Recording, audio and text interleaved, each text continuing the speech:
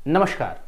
भावनाएं जब उबाल पर हों तो बातें जरा कम करनी चाहिए और जिस चीज की समझ नहीं हो उस पर तो चुप रहना ही बेहतर होता है। राय रखिए लेकिन बेसिर पैर की बात मत कीजिए। विनेश फोगाट क्यों डिस्क्वालीफाई हुई, कोई साजिश हुई है क्या, मामले की जांच होनी चाहिए, संसद से वॉकआउट, राज्यसभा में चर्चा की मांग, रहने दीजिए, बंद कीजिए। एक एथलीट की निराशा के चूल्हे पर अपनी राजनीति की काली रोटी मत सेकिए। आपको क्या वाकई लगता है कि प्रधानमंत्री ने, किसी भाजपा नेता ने, केंद्रीय मंत्री ने फोन करके कह दिया होगा कि विनेश को 2 अंडे ज्यादा खिला दो, रोटी ज्यादा खिला दो, चॉकलेट खिला दो ताकि उसका वजन बढ़ जाए और वो डिस्क्वालीफाई हो जाए? कोई साफ साफ कुछ भी नहीं कह रहा, लेकिन इशारा किस ओर है यह समझना मुश्किल भी नहीं है। सोशल मीडिया पर पता नहीं क्या क्या लिखा जा रहा है, लेकिन ये खेल है भाई साहब। इसमें अपनी बेकार वाली राजनीति और ऊल जुलूल बयान देकर भ्रम पैदा करना बंद कीजिए। इससे होगा कुछ नहीं, बल्कि इसके उलट हम में से ज्यादातर लोगों जिनकी इंटरनेशनल रेसलिंग की समझ पहले ही बहुत कम है, वो और खराब होगी। सोशल मीडिया की बात तो चलो जैसे तैसे हम पचा लेंगे, लेकिन हमारे नेता, खासकर विपक्ष के नेता, क्या क्या बयान दे रहे हैं। लोकसभा में बुधवार को जब खेल मंत्री मनसुख मांडविया विनेश फोगाट वाले प्रकरण की जानकारी दे रहे थे तो कुछ देर में विपक्ष का हंगामा शुरू हो गया। फिर आरोप लगाए गए कि सरकार ये क्यों बता रही है कि उसने विनेश के लिए क्या क्या किया, कितना पैसा खर्च किया, क्या क्या सुविधाएं दी, और तो और राज्यसभा में तो विपक्ष वॉकआउट कर गया। विनेश फोगाट को न्याय दो के नारे लगने लगे सदन में, मानो जैसे वो ओलंपिक वालों को ही भारत की सुप्रीम कोर्ट में घसीट ले आएंगे।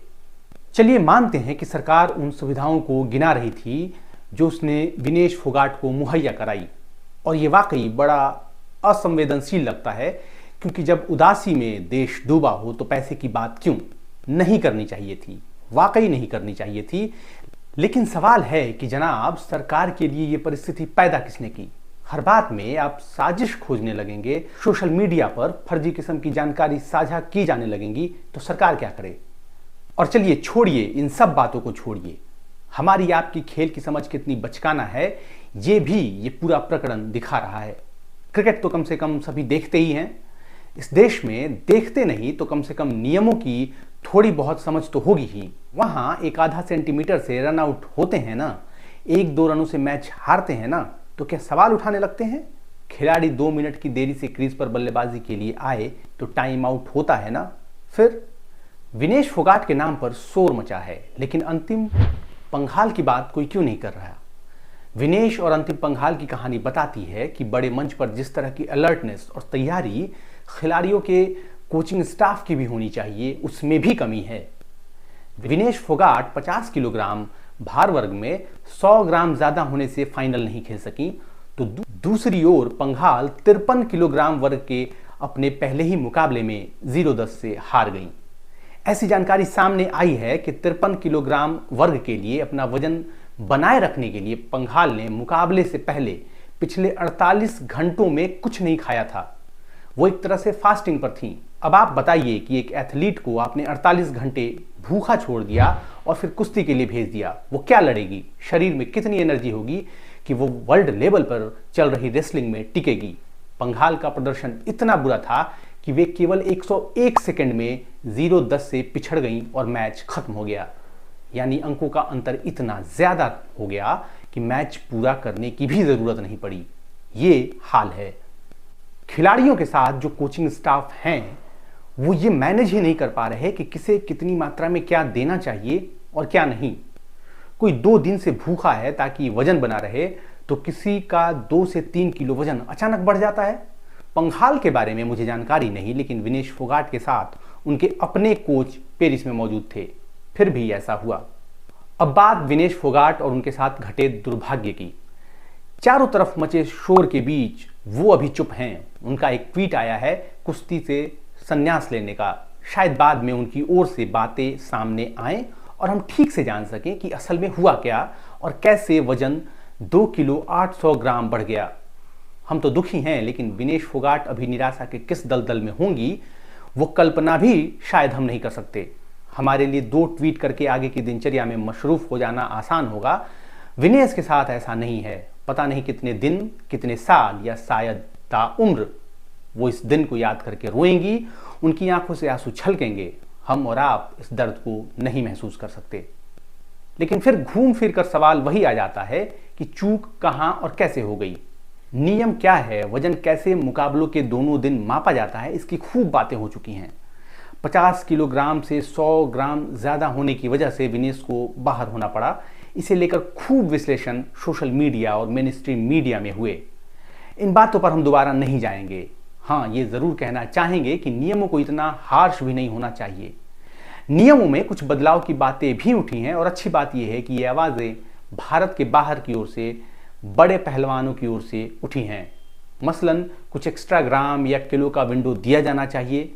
वजन कराने के टाइम में वृद्धि होनी चाहिए ताकि एथलीट को और ज्यादा समय मिले। लेकिन इन सब के बीच बात यहां अकाउंटेबिलिटी और जिम्मेदारी की भी होनी चाहिए।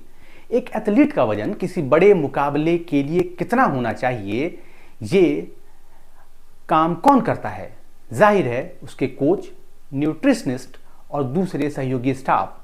एथलीट का पूरा ध्यान खेल और तैयारियों पर होता है, लेकिन तकनीकी चीजें ठीक से हो रही हैं या नहीं, इसकी जिम्मेदारी खिलाड़ी के साथ मौजूद सहयोगी स्टाफ्स पर होती है। और इसलिए इसकी भी बात होनी ही चाहिए कि चूक कहां और कैसे हुई।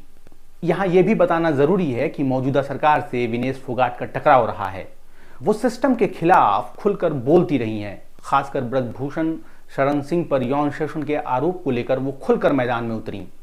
युवा महिला पहलवानों के साथ आईं और सड़क पर उनका संघर्ष सभी ने देखा। यहां वो कोई राजनीति नहीं कर रही थी, एक जायज और सही बात के लिए अड़ी थी। ये सारी बातें ठीक हैं। उन्होंने टोक्यो ओलंपिक के बाद भी एक मुद्दा उठाया था कि कैसे उन्हें पहलवानी के लिए स्पेशलिस्ट डाइटिशियन नहीं मिले और इसका खामियाजा उन्हें तब उठाना पड़ा था। पेरिस ओलंपिक से पहले भी उन्हें कई मोर्चों पर संघर्ष करना पड़ा और फिर वे वहां तक पहुंची। ये उनकी ताकत ही थी कि तमाम चुनौतियों के बावजूद वे पेरिस पहुंच ही गई और सिर्फ पहुंची ही नहीं, खुद को साबित करके दिखाया।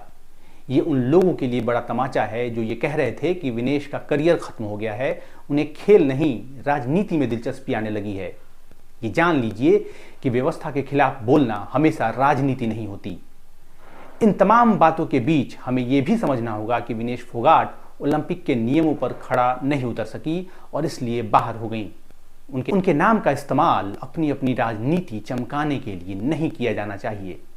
लेकिन एक बात है, गलती कहां और कैसे हुई इसकी तह में जाना चाहिए, क्योंकि सबक गलतियों से ही मिलती है। सच को जानने का हक पूरे देश को है और शायद विनेश फोगाट ही इस बारे में ठीक से बता सकें। लेकिन इसके लिए थोड़ा इंतजार करना पड़ेगा। आज की वीडियो में बस इतना ही। आपको कैसा लगा हमें कमेंट करके बता सकते हैं। अच्छा लगे तो प्लीज़ चैनल को सब्सक्राइब कर लीजिए, वीडियो लाइक कीजिए और शेयर करना नहीं भूलिएगा। नमस्कार।